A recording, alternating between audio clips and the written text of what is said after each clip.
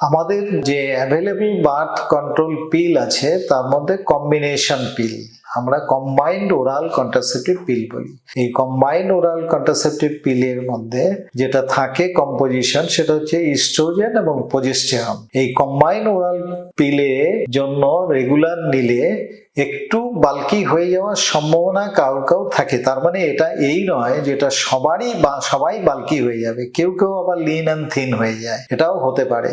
সুতরাং আমরা যখন এই পিলটা নেব তখন আমাদের মাথায় রাখতে হবে যে যদি একটু বাল্কি হয়ে যায় তাহলে কি করতে হবে, এক্সারসাইজ। আমাদের যেটা মেন প্রবলেম, আমরা লাইফস্টাইল ফলো করি না, আমরা জাঙ্ক ফুড খাই, আমরা এক্সারসাইজ করি না, আমরা ওয়াক করি না, আমরা সেডেন্টারি হয় হ্যাবিট।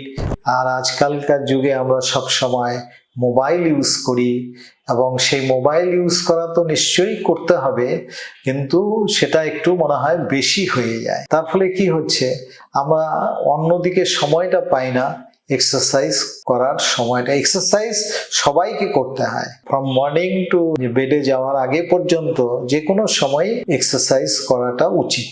এক্সারসাইজের কোনো নির্দিষ্ট টাইম রাখার দরকার নেই, যে কোনো সময় করা যেতে পারে।